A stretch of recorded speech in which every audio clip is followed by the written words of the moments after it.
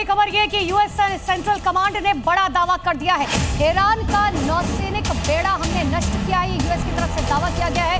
इतना ही नहीं, एक और बहुत बड़ा दावा, हालांकि इसमें कितनी सच्चाई है ये ईरान ही बता पाएगा, क्योंकि ईरान के एयर स्पेस पर हमने कंट्रोल हासिल कर लिया है, ये यूएस ने दावा कर दिया है। और अगर इस बात में थोड़ी सी भी सच्चाई है तो अब ईरान को आगे आके बताना होगा कि क्या सच में उनका एयर स्पेस पर अब यूएस का कंट्रोल हो गया है, क्योंकि एयर स्पेस के जरिए ही लगातार निशाना साधा जा रहा है ईरान की तरफ से। और कहीं ना कहीं 7वां दिन आज युद्ध का है, तो उसकी वजह एयर स्पेस ही है। और अब ईरान के एयर स्पेस पर हमने कंट्रोल कर दिया है, ये यूएस का कहना है। पूरी दुनिया बारूद के ढेर पर खड़ी हुई है और इस बारूद के ढेर पर खड़े होने की वजह सिर्फ और सिर्फ अमेरिका और इजराइल है।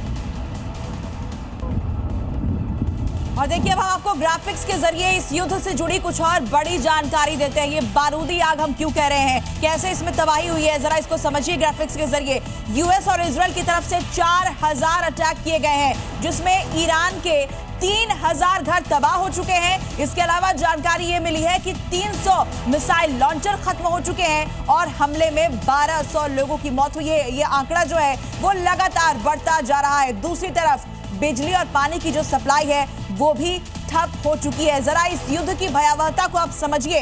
यहाँ पर यूएस और इजराइल ने 4000 अटैक कर दिए। 7वां दिन इस जंग का, 3000 घर तबाह हो गए, मिसाइल लॉन्चर्स 300 खत्म हो चुके हैं। और सबसे बड़ी बात, इसमें जो लोग मारे जा रहे हैं उसे समझिए। ये आंकड़ा 1200 तक पहुंच चुका है और लगातार इसमें इजाफा देखा जा रहा है। दूसरी तरफ आम लोगों के लिए परेशानी का सबब इसलिए भी क्योंकि बिजली और पानी की जो सप्लाई है वो ठप हो चुकी है। आगे लोगों का जो जीवन है वो और ज्यादा कठिन हो सकता है।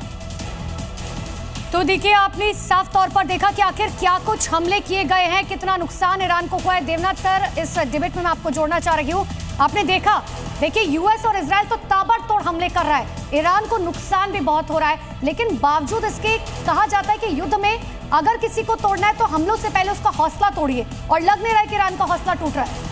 इसीलिए आप देखेंगे कि ईरान का हौसला तोड़ने के लिए ताबड़तोड़ हवाई हमले हो रहे हैं। ईरान भी पीछे नहीं है। ईरान की दिक्कत यह है कि उनका जो एयर डिफेंस सिस्टम है वो प्राय अब खत्म होता जा रहा है। ईरान के पास MQ-9 है, चीन द्वारा दिया गया। ईरान के पास S-300 है, रूस द्वारा दिया गया। अभी हम बात कर रहे थे कि ईरान के एयर स्पेस पर अमेरिका और इजराइल का कंट्रोल हो गया है। इसका बहुत बड़ा रीज़न यह है कि जो HQ-9 और S-300 के एयर डिफेंस प्रणालियां हैं, या तो उनके मिसाइल्स खत्म हो गए हैं, या उनके लॉन्चर तबाह कर दिए गए हैं, या इजरायली एयरफोर्स के जो स्टैंड ऑफ जैमर्स हैं, ये खासतौर से ट्रांसपोर्ट विमान है इजराइल के पास, जो कि ईरान की भूमि से 200 किलोमीटर दूर रहते हुए S-400 का जो रेडार है, मिसाइल गाइडेंस रेडार, उसको जैम कर देते हैं। अभी हम बात कर रहे थे कि एयर सुपीरियरिटी, ईरान का आसमान। देखिए, ईरान के पास कुछ फाइटर इंटरसेप्टर्स भी हैं, MiG-29 है, F-14 है, लेकिन जंग के शुरुआती 2-3 दिन में ही या तो उन सबको जमीन पर तबाह कर दिया यूएस एयरफोर्स ने,